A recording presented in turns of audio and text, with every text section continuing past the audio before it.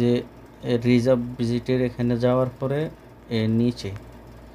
নিচে আসার পরে ভিজিট রিজার্ভেশন অ্যাপ্লিকেশান মেম্বার হইলে তো এটা মেম্বারশিপে দিবে না, নন মেম্বার। আমি নন মেম্বার, এই জন্য আমি নন মেম্বারে দিই। এই যে নন মেম্বারে দিলাম। অ্যাজ ফর আইডেন্টিটি অথেন্টিফিকেশান, আমার তো অথেন্টিফিকেশান নাই, এই জন্য আমি identity verification using passport number, identity verification using passport number দিলাম। এই যে দেওয়ার পর এই যে আমার পাসপোর্ট নাম্বার আসলো। এরপরে এই যে আদার্স, ন্যাশনালিটির মধ্যে আমাকে বাংলাদেশেরও নাই, এই জন্য আদার্স দেওয়ার পরে এই যে সিলেক্ট কান্ট্রিতে গিয়ে এই যে বাঙালিরে পাইলাম। পাওয়ার পরে এই যে দিলাম, ডেট অফ বার্থ দিলাম।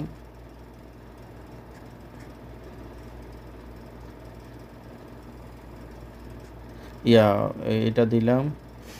এটা পূরণ করার পরে এই যে এটা 0075 ক্যাপচাটা দিলাম, কনফার্ম ইনপুট ক্যাপচাটা দিলাম। দেওয়ার পর যাওয়ার পরে এই যে ইন্টারফেসটাতে আসবে, এটাতে ঢুকে গেলাম।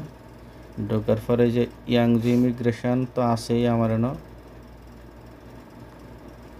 এই যে ইয়াংজি ইমিগ্রেশন অফিস কি লেগে যাব, ফরেন রেসিডেন্স কন্ট্রোল, ফরেনারদের রেসিডেন্স কন্ট্রোলের জন্য। হ্যাঁ, এটার জন্যই যাব, উপরেরটা অথবা মাঝখানেরটা। হ্যাঁ, অ্যাপ্লিকেশন অফ সজুরাম, হ্যাঁ অ্যাপ্লিকেশন অফ সজুরামই। এই যে আমার নাম আসছে অটোমেটিক হাসান এমডি মাহাদি।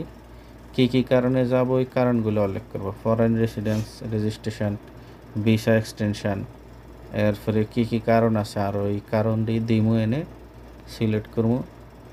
করার পরে এই তো যেটা কারণ আছে এটা দিবেন, সিলেক্ট করেন 3-4টা, যে একটা লাগুক, যে কাজে যাইবেন ওই কাজ। এরপরে এই যে মোবাইল নাম্বার,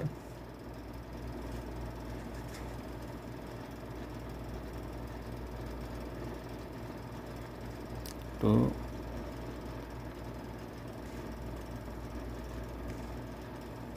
1259। এরপরে একটা পাসওয়ার্ড দিয়ে দিবেন, যে কোনো 1 2 3 4 মাইটা দিলাম আমি। এই যে এরপরে ডেট সিলেক্ট করবেন, কয় তারিখে যাইবেন। এই যে মাসের এগুলো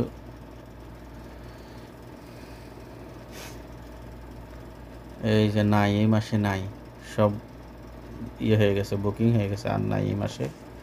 সামনের মাসে চাইবেন, সামনের মাসেও 18 তারিখ পর্যন্ত বুকিং।